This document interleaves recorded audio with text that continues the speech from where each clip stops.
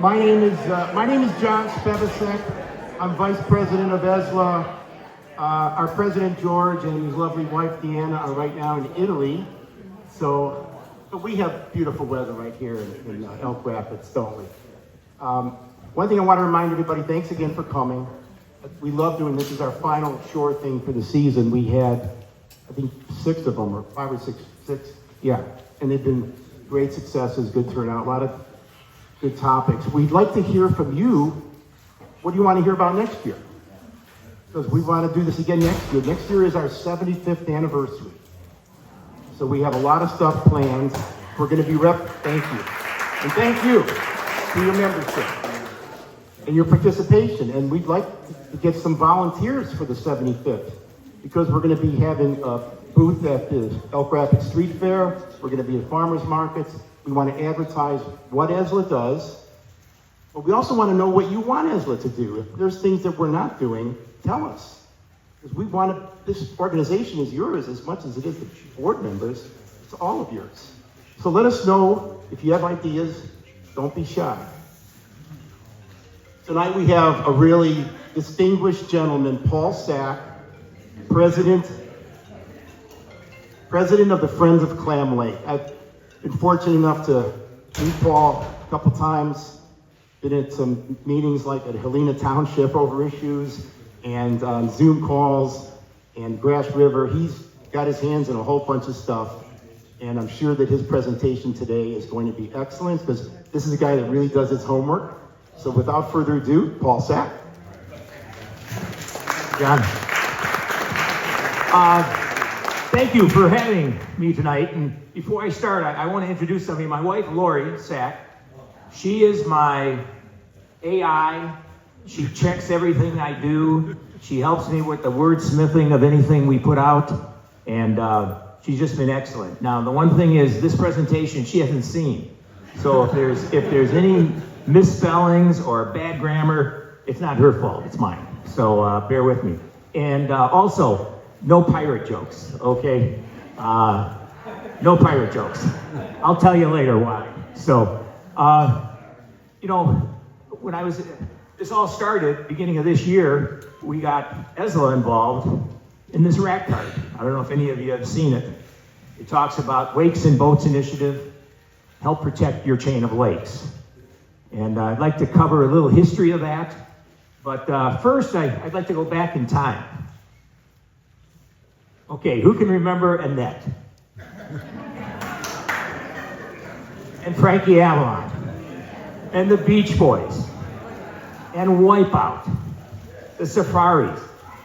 There were 5 kids. 3 of them were 13, one was 15, one was 12 when they did that song originally. It was unbelievable.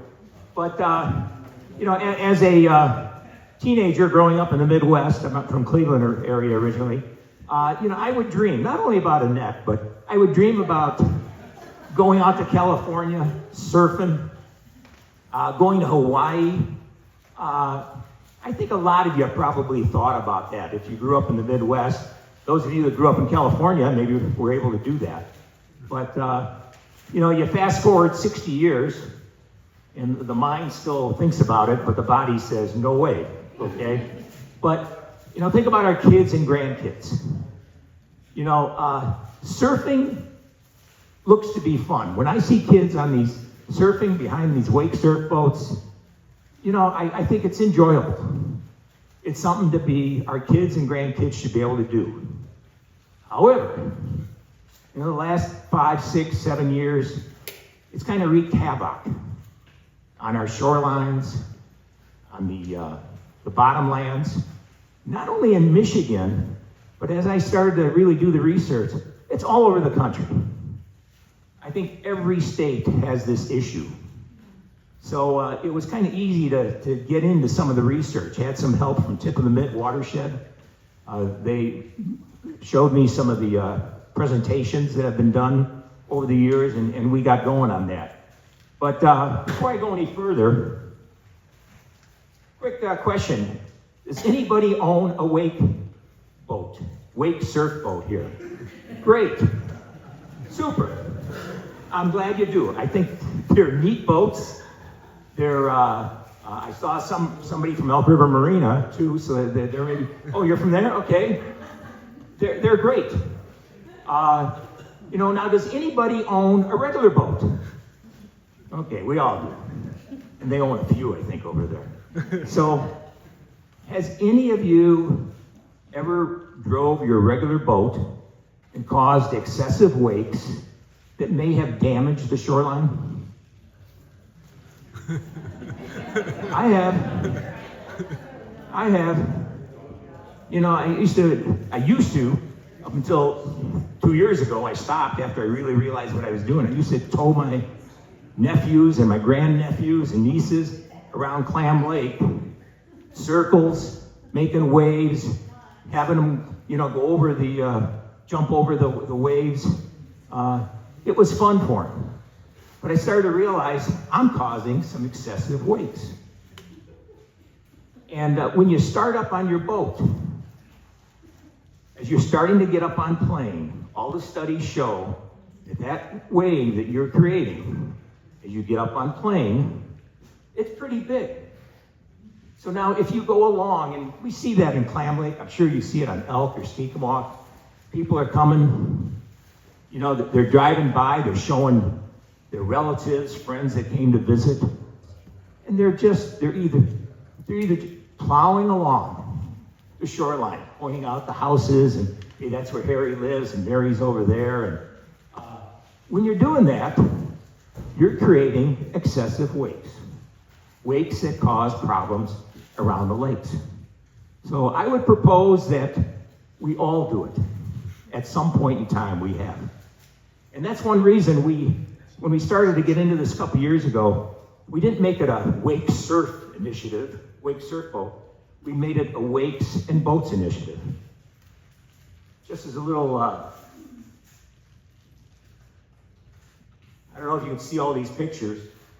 These are aerial shots made by one of our members over the years. The upper left is Stony Point on Torch Lake, just outside of Clam River coming through. The one on the right, upper right, is Clam Lake.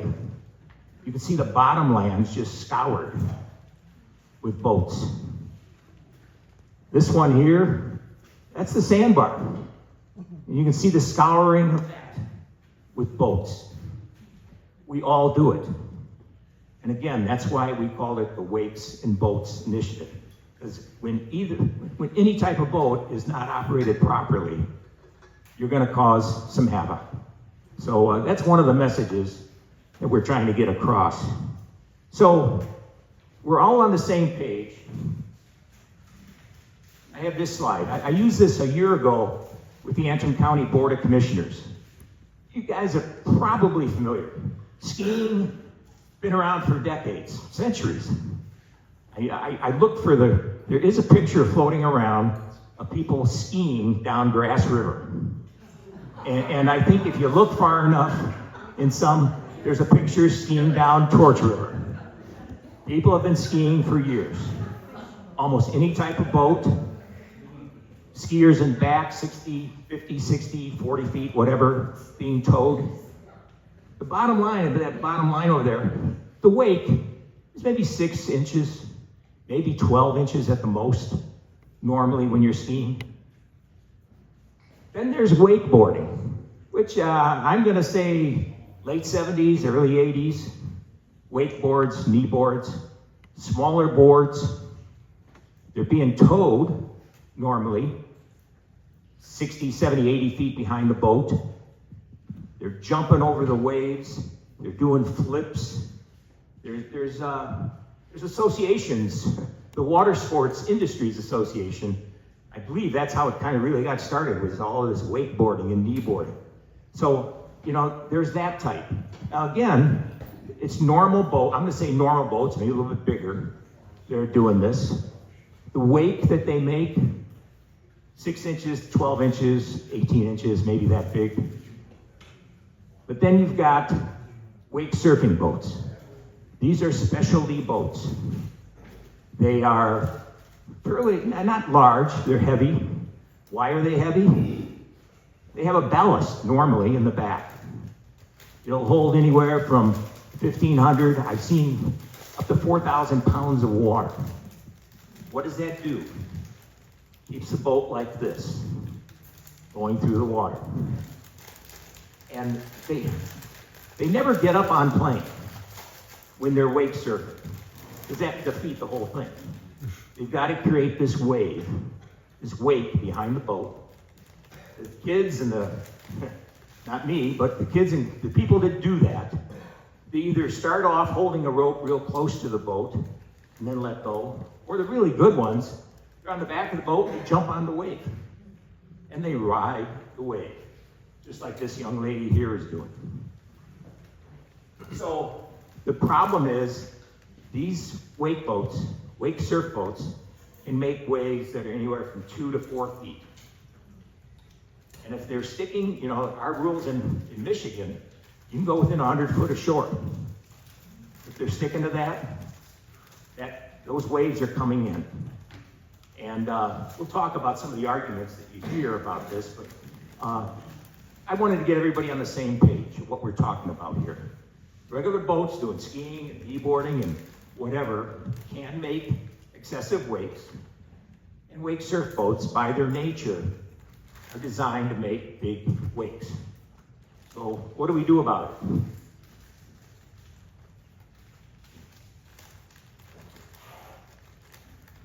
What we got here is early in 2022, spring of 2022, on Clam Lake, we had a lot of neighbors, members coming to us saying, hey, what can we do about these wake surf boats?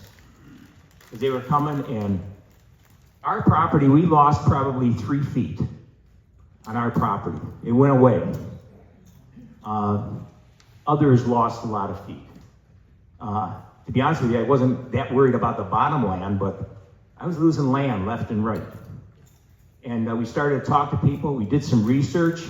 There are studies that were done at the University of Minnesota, University of Quebec, in Montreal, and also at one of the lakes in Idaho. Passaic, I think it's named, something like that. Did some research on that, and we came up with a program. At the same time, the DNR, Michigan's DNR Fisheries Division, was doing a compilation. They did a study looking at all the tests that have been done on this over the last 20 years or so. And they issued a report called the Fisheries 37. That report in September of 2022 was on the website for maybe a week, and then it disappeared. Okay, it just was taken off. Michigan Lakes and Streams Association actually had a copy on their website. I was able to get a copy of that. I have it on my computer. But Fisheries was looking at this issue too. They had some recommendations. 500 feet from shore. Don't do it, don't wake surf in less than 15 foot of water. So we move on here. In 2023, Friends of Clam Lake, we designed a trifold brochure like that. We came up with a rack card like this. We got about 1,000 of them with holders like this. And we started to distribute them around the Clam Lake area, Bel Air, Alden. We gave them to each one of our members. Well, not just the members, everybody on Clam Lake got one of those.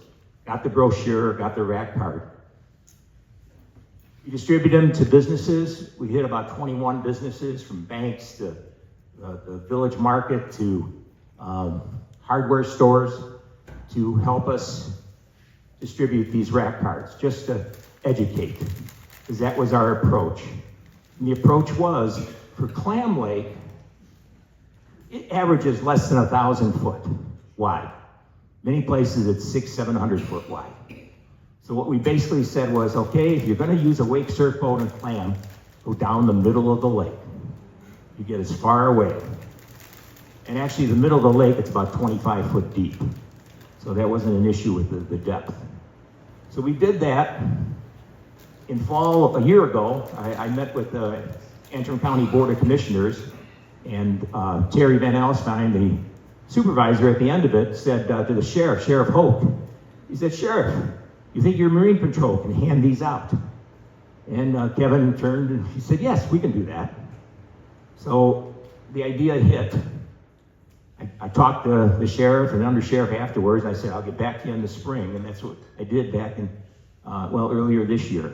Got a hold of the sheriff, got a commitment from them that they would distribute these rat cards from their 5 Marine Patrol boats throughout the chain of lakes. So, and then I got commitment from ESLA, TL Three Lakes Association, Torch Lake Protection Alliance, Intermediate Lake, 5 lake associations to help fund this.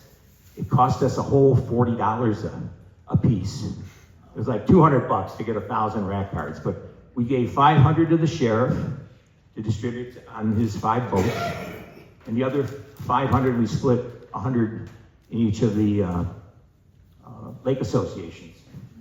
So that's where we are now.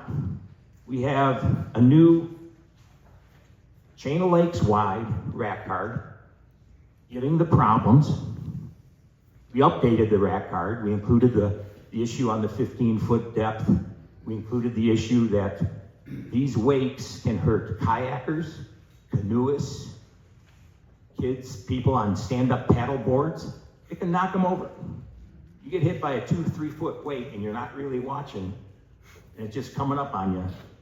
It can hurt. So, and plus there's actually a law, page 36 in Michigan Boating Laws Handbook, that it can be considered reckless operation if your wake damages or endangers the person or property of others. That's in the law. I've never heard it, never heard anybody arrested for that. It'd probably be very difficult to prove. But we're trying to do the education. So the question is, what do? Do we legislate? Do we educate? Or do we do both? And you may have heard, on the legislation side, House Bill 5532 was introduced by, got her name now, it's up, no, there we go, Julie Rogers. Our representative here, 104th District, John Roth, signed on. He's a co-sponsor. It was introduced February 29th of this year. It was read on the House floor and then got the death knell. It was sent to committee. And there it sits. And John Roth has been going around to all the townships. I don't know if he's been in Milton or Elk Rapids Township yet at the board meetings, but he's reporting that there's nothing going to happen before the election. And then the lame duck session after November 5th, there's only 11 days that they're working, that they're in session. So he doesn't feel anything's really going to happen here. So we got to keep an eye on the legislation, but the other thing is we got to also continue the education.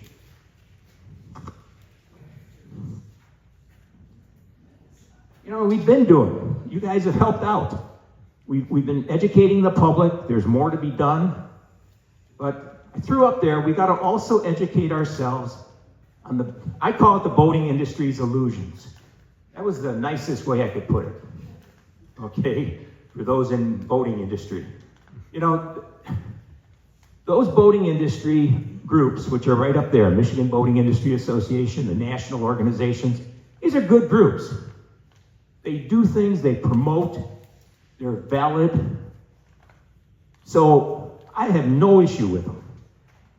But I will tell you, they're looking out for themselves. And can you blame them?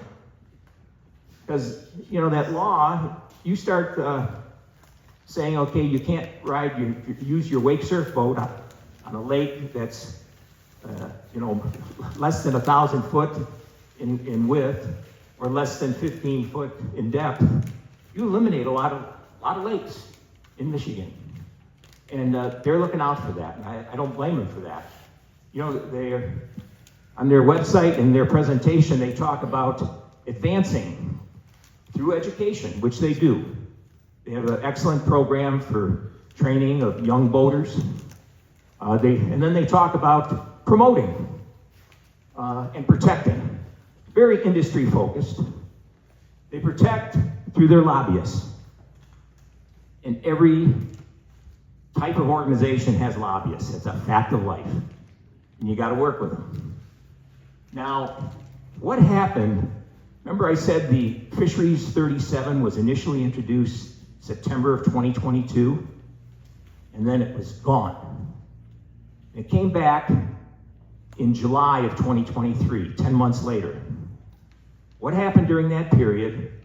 I talked to one of the directors of Michigan Lakes and Streams, and he said that within a day or two, back in September of 2022, within a day or two, there were lobbyists pounding on the doors of the DNR director, saying, "What are you doing? You're ruining our business." And they had something to say, you know, there was valid concern there. So DNR pulled back. They called that one the draft report. And then they worked on redoing the report. I do have to give the DNR credit. They changed a few words here and there. They changed the front cover of the report. The front cover of that draft report had a picture of some guy wake surfing on like a 4-foot wave. Okay, real nice color, beautiful. This latest one they introduced in July of 2023, the real one, that just has an outline of the state of Michigan. They did away with that. That was a little bit too much, and I got no problem with that. They changed a few words, but they still stuck to their promoting 500. You got to be 500 foot away from shore, and in waters greater than 15 foot, to help to keep the shoreline, to keep the fisheries, the bottomlands not, riled up. So that Fisheries 37 report is very valid. Well, the Michigan Boating Industry Association also went to work in that 10 months. They did a presentation. I see some smiling over there. I'm sure most of you, anybody who's in the marine business. And there's 1,500 businesses in the state of Michigan involved with boating. They employ 58,000 people in the state of Michigan. It's not a small corner of our, industry. And we all know that with being up here. So, they had some valid concerns, but they put together a presentation. They promoted the things that they're doing. Great presentation. We don't have time to show it to you, but it's a great presentation. They highlighted all the things they're doing for boating education. They're highlighting the different programs, invasive species, shrink wrap recycling, clean marina program, which I think Elk River Marine is part of that, right? Yes. You're part of the clean marina program. This marina is part of the clean marina program. It's the only one I saw on the map in our chain of lakes. So they ought to be applauded for doing that.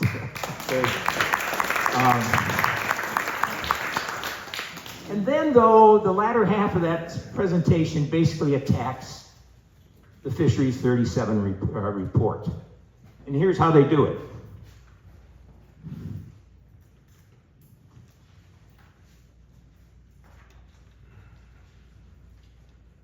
They rely on something called the Cotty-Fay study.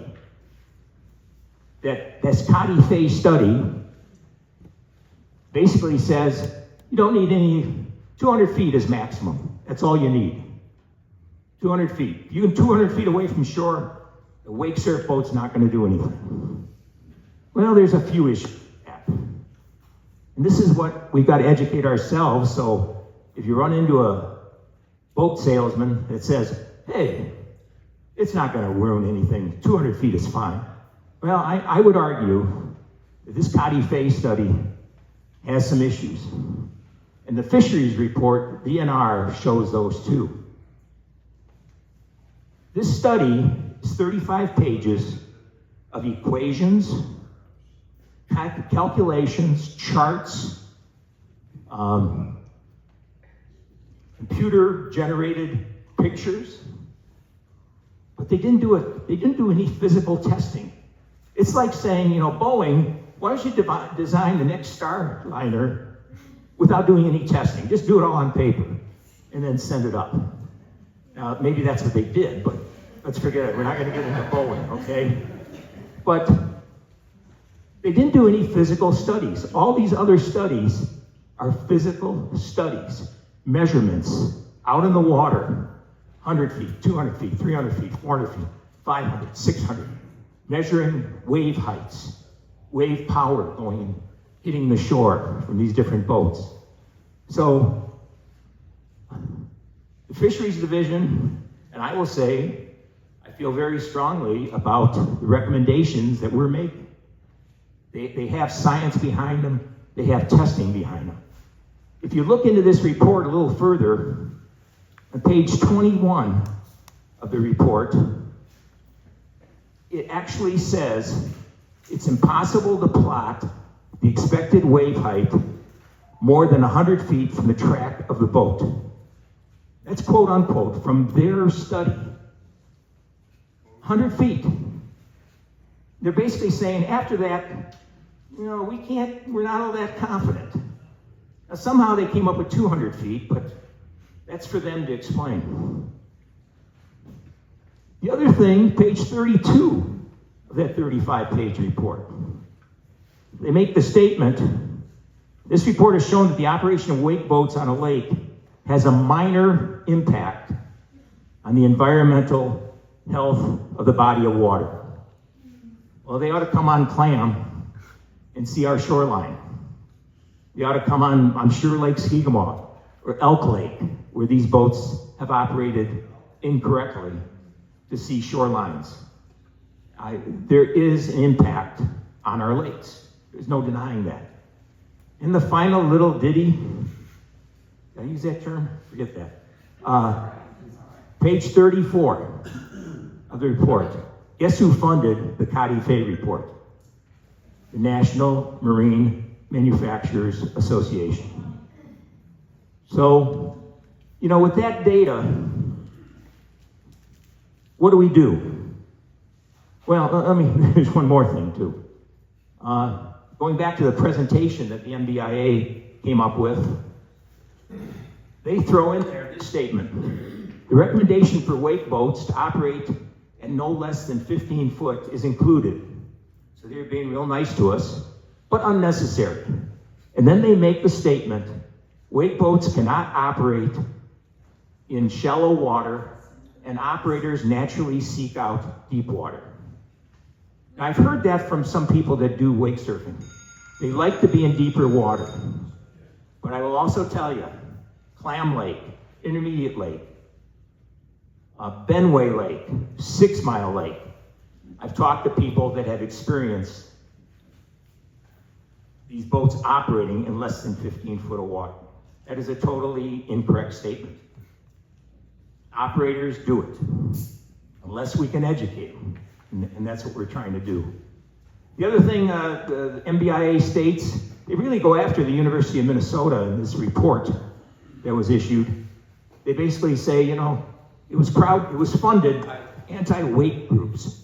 I don't know of any anti-wake groups, but I will tell you, they acknowledge the money came to the University of Minnesota, and with all different types of studies, it's then handed out to these different departments, and they do their studies. And they forgot to mention that their study was funded by the National Marine Manufacturers Association. The other thing they say, they would not allow an industry to participate.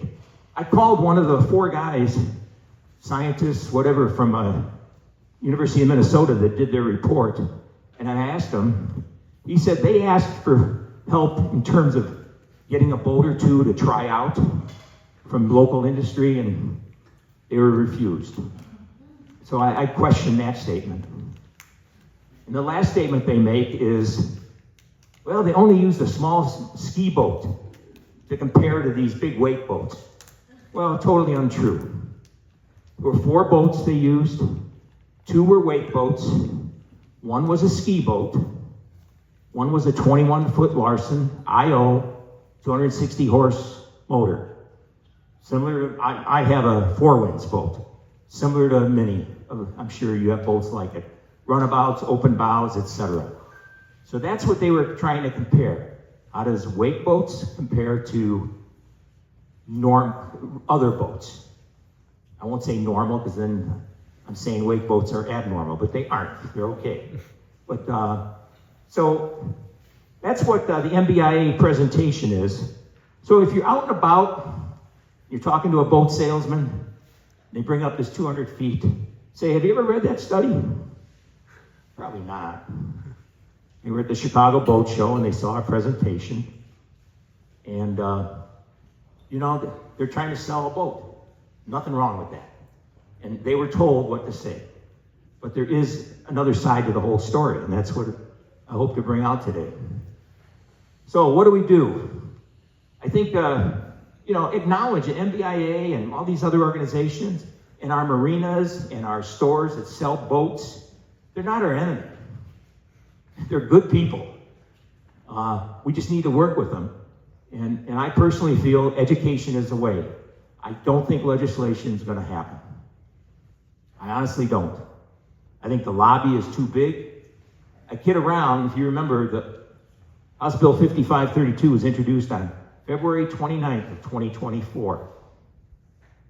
And I hope I'm around the next time it's February 29th, because I don't think this bill will have passed. Okay? So we got to educate. What do? These rack cards, I used a printer up in Central Lake, Creative Characters. He's got the layout. They're general in nature. If you want to buy some more, go talk to Jack. Get them. You might want to send them out to all your everybody around Elk Lake and Skegemog. I know you do a great job on new owners, of reaching out to new owners. One of the things we're really going to focus on next year on Clam, and I would suggest that you do it here, is all the short-term rentals. Oh, that 3 letters, STRs. You know, they're out there, it's reality.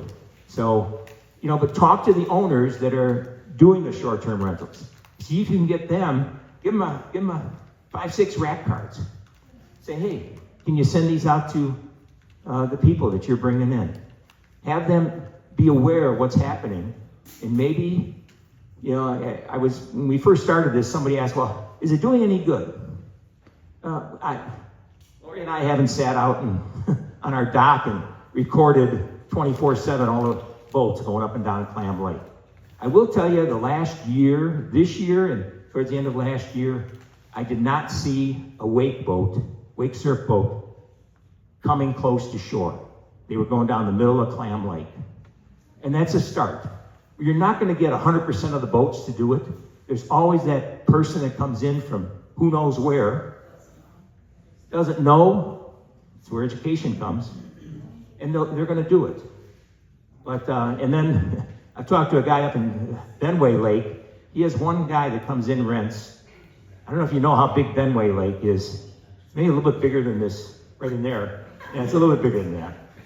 But there's a guy that comes in there with a wake boat and just goes up and down. You know, spends 2 minutes going one way, 2 minutes going back. This guy has talked to this guy, and this guy says, there's no law against it. I can do whatever I want. You're always going to have that person. But if we can go after the people that come up here and enjoy this area and educate them, I think we'll make progress. So that's it. I don't know if there's any questions. I really didn't get to, I didn't show you that. Yeah, there we go. Spread the word to business establishments. These rack cards, I did actually get John Peel at Torch River Marine to have them back in 2022. I didn't go back, or 2023. I didn't go back this last year, just had too much else going on. But that's the closest I got to you guys, was John Peel. We did a lot in Bel Air and Alden, but you've got Elk Rapids, you've got up and down the coastline here to maybe promote this kind of education. So that's something you might consider. So that's it, I'm done talking. Are there questions? Yes. Let's What's the argument for the legislation not passing? Argument is lobbyists in my mind. You know, I'm not a representative. I can't. But it's like what I was amazed at is if you look at these committees, okay, and you go online and find it, there's 150 House bills sitting in each committee. Okay, maybe it's a little exaggerated, maybe 100. They've been sitting there since the beginning of the legislation, which was 2 years ago. They go there to die. But then your politicians can go around and say, I support this bill. I support that bill. They never are made into law, but they're supporting a bill. So I think it's just the way the government works. We're right at the mouth of the Elk River on Clearwater Point. Elk River, Okay. Water Point. I have not noticed wakeboarders, and I certainly would. You know, we're across from White Birch Lodge, and they have Okay. their water skiers. And I'm gonna change the whole concept. I just would like to know what kind of damage do,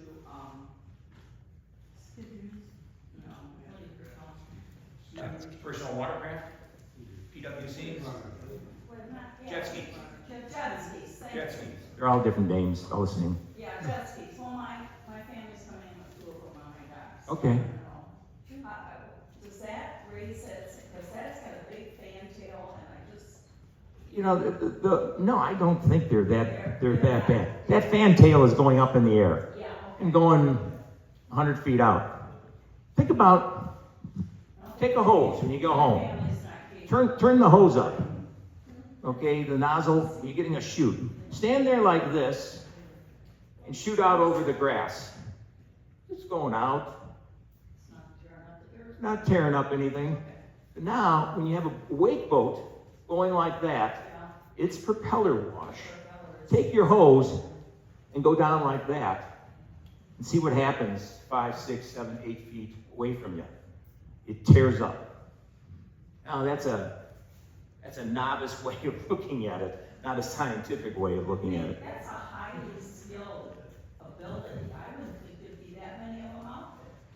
You know, how many are there?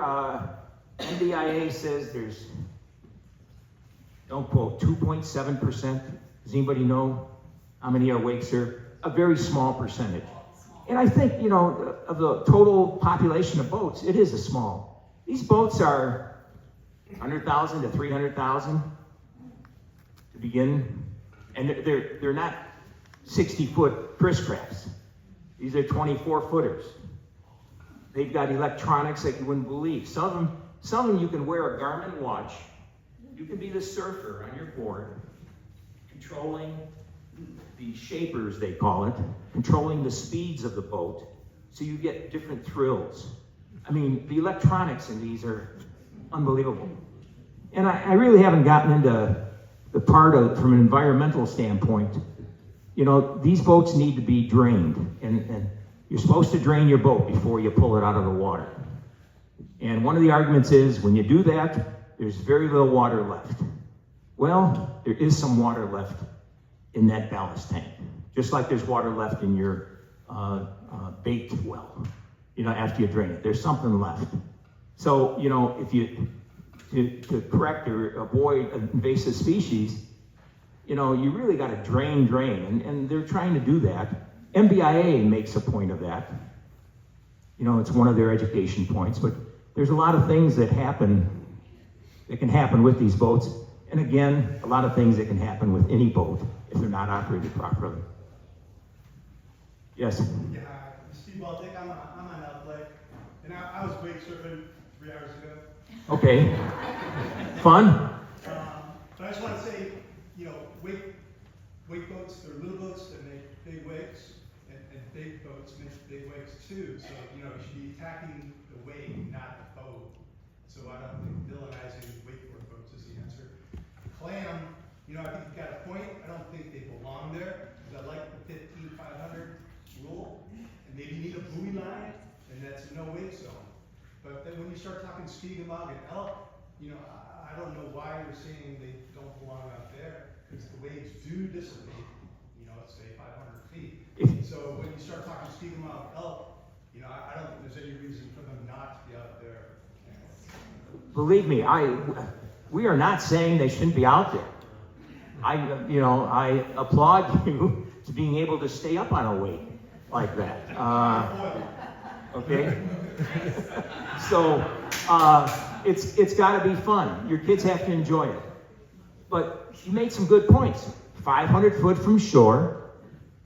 All these studies, the studies will vary between 400 to 500 up to 900. The University of Quebec says 900. Maybe they were using meters or something like that, and we lost something in the translation. But 500 was what was kind of, the fisheries said, hey, that's kind of an average. Let's stick with that. And if you, 500 feet, yeah, the wave, when it hits the shore, is nothing. Not nothing. It's no worse than any other boat. Big, large boats, yes. You know, we used to have these offshore boats, these 40-footers. We used to have on Clam Lake, we've been there when the 4 of those boats going down Clam Lake. If you've ever been on Clam Lake, it's crazy. That was back in 2011. By the way, you know, from 2011 to 14, I was on Marine Patrol. And some of you guys look familiar. You know? I did that for 4 years. It was something Sheriff Bean, he wanted some old farts to help out the young kids. And I had no law enforcement background, but I could talk to people. And that's what he wanted. And so I'm familiar with the lakes here. I've been on Elk Lake for many years. I've been on Sk-E-Mog. I've been on almost every lake in the chain with the Marine Patrol. And yeah, there are some big boats. Thank God these big offshore boats have kind of gone away. We don't see them like we used to. The story we heard back then was out of South Haven. They used to run out of South Haven, and they got kicked out down there by the township or whatever. They came up here. John Peel held contests to race through the chain of lakes. What do they call those, where they're racing the boats and poker runs? He did that for a couple years, but I think the fun kind of goes away, and for the most part, I don't see them that much on our inland lakes, and that's probably good. But big boats can cause problems, and it's educating, making people aware that your wake makes a difference. So, and believe me, we're not trying to get rid of wake boats. It's just some areas they probably shouldn't be. Yes, sir. I think the issue is the wake boats are pointing their thrust down, and that's what the 15-foot depth is about. And that's what stirs up the shallow lakes like Sk-E-Mog and the river, and even big boats, if they push the wake straight back, you know, they won't give them a chance. Think about where you're pulling the boat out, you don't want you to pull it low, because you're digging a big trench where you're launching your boat. Right. You know, a wake boat literally sits at some degree of pitch down, pretty extreme. And it's shooting very strong wake down the trench, down obviously this come over 14 feet. So if that's correct, that's a problem. You're steering up the bottom of the lake. What kind of ruins North River? Yeah, that's exactly right. Some of the studies, the DNR is kind of taking a kind of middle road. I'll give them credit for that. There are some studies that say that thrust goes down 33 feet, up to 33 feet. They've shown that steers up the bottom. DNR is saying, okay, 15 In the feet. fall in Ski-Mog, as soon as most of the boats are gone, Oh, you yeah. see the bottom at 12, Yep. 13 feet. Yep. As soon as the boats show up in the What's the average? 13 feet, I think, average depth? Average depth is, it's, Ski-Mog is only, yeah, 7, it's only 12 feet. It's only forest, dead forest. There's places that are out down to 30 feet. Right. Yeah, but any boat coming off a plane is gonna throw that down too. That's a good point. No, it's not, any boat that throws the thrust horizontally will not shoot down. Even for a second or two until you level off. But Yeah. the wake boats go out there for hours, Yeah. just pointing down. Yep. All boats are an issue, and you know, one of our things we say on this card is for regular boats, avoid plowing through the water, avoid quick stops. Because exactly that, if you're on plane and you just pull it back, your boat creates a wake too. So, slow down slowly is a recommendation. So, to try and avoid that issue. I think there's two issues. One is the big waves, the other one is the thrust going down to the bottom. Yep. So, the other, okay, maybe one more and then, yeah. I've lived on Elk Lake for about 50 years now, and I have not lost 1 inch of shoreline. But it's a big lake and it's deep. It seems like the last 3 years, every afternoon around 3 o'clock, we have a huge windstorm. I've lost 3 trees in my front yard, and you have a huge wave hitting the shoreline. And we've had a couple of big storms at night. My boat has actually been lifted up off of the hoist and crashed into the neighbor's dock, where I've always had it the same height for years. It never happened. It has potential for far more damage on elk than any of those boats are ever going to do. But I do support that on the lakes that are shallow, smaller, and you have a bunch of idiots out there doing stuff. We've had problems in the past, particularly with rental water skiers, when my kids and grandkids were little, showing off and coming close to them. I've never had problems with, I haven't seen a lot of wake boats on elk, and the ones I've had seen are way out deep, so And that's I don't have good. a problem with it. That's great, and I'm glad you've had that experience. Some of these reports or studies that the Fisheries Division looked at was looking at wind too. Wind does affect. It all depends on exactly where you are. So I don't live on elk. I don't know I boated on it, but I do know there may be some areas that are prone. The north end of Elk up in Kewadin, it's pretty shallow up there. And if you got kids both going through with wake surf, and the grandkids on the surf, and dad wants to go right near shore so they can wave at grandma and grandpa on the shore. Hey, look at me. But it can happen anywhere. Yeah, go ahead.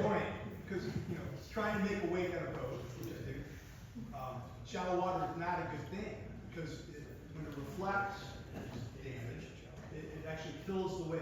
So the wakeboarders that are out there, they're looking for deep water, because that's when the wave works better.